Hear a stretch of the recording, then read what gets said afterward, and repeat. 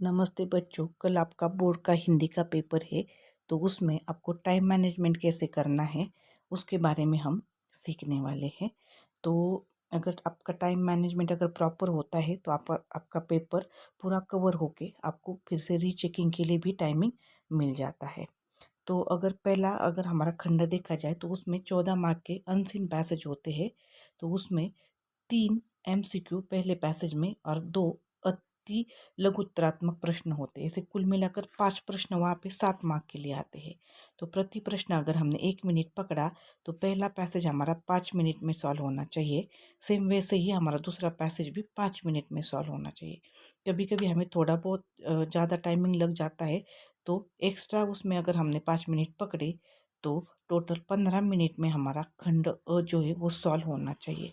ये 15 मिनट मैंने अतिरिक्त समय पकड़कर दिए हुए हैं। उसके बाद खंड ख देखा जाए तो उसमें व्यावहारिक व्याकरण आता है। तो उसमें पदबंध के 4 प्रश्न, रचना के आधार पर वाक्य रूपांतरण के 4 प्रश्न, समास के 4 और मुहावरे के 4 प्रश्न आपको सॉल्व करने पड़ते हैं। यानी कि टोटल 16 मार्क के प्रश्न आपको वहाँ पे सॉल्व करने हैं। तो प्रति प्रश्न अगर हमने 1 मिनट पकड़ा तो खंड ख को 16 मिनट में हम आपका सॉल्व होना चाहिए।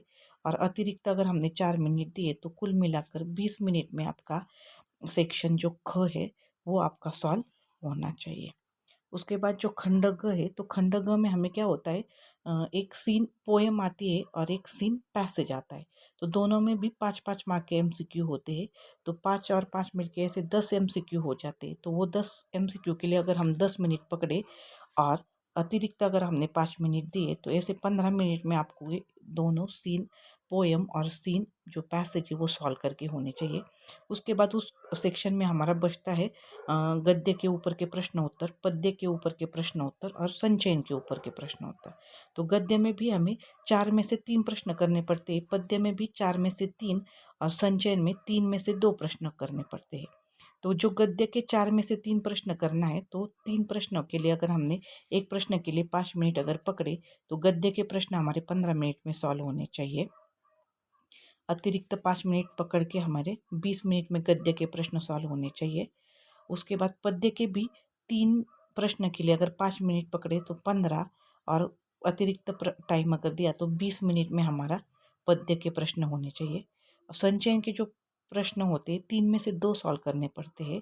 तो अगर हर एक प्रश्न के लिए 10 मिनट पकड़ा तो 20 मिनट में हमारे वो प्रश्न सॉल्व करके होने चाहिए। और अतिरिक्त अगर टाइम दिया हमने तो 25 मिनट में। यानी कि हमारे सेक्शन ग में प्रश्न नंबर जो 9 है और प्रश्न नंबर जो 11 है, तो वो दोनों 15 मिनट में होने चाहिए।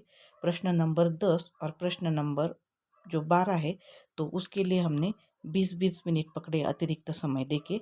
और जो लास्ट का 13 नंबर का प्रश्न है तो वो अतिरिक्त समय देकर हमारा 25 मिनट में होना चाहिए। ऐसा कुल मिलाकर हमारा जो खंड जो ग है तो वो 80 मिनट में हमारा सॉल्व होना चाहिए। उसके बाद का लास्ट का जो सेक्शन है रचनात्मक लेखन, उसमें अनुच्छेद लेखन, औपचारिक पत्र, उसके बाद सूचना लेखन, विज्ञापन लेखन और ईमेल लेखन। ईमेल लेखन के लिए हमें अतिरिक्त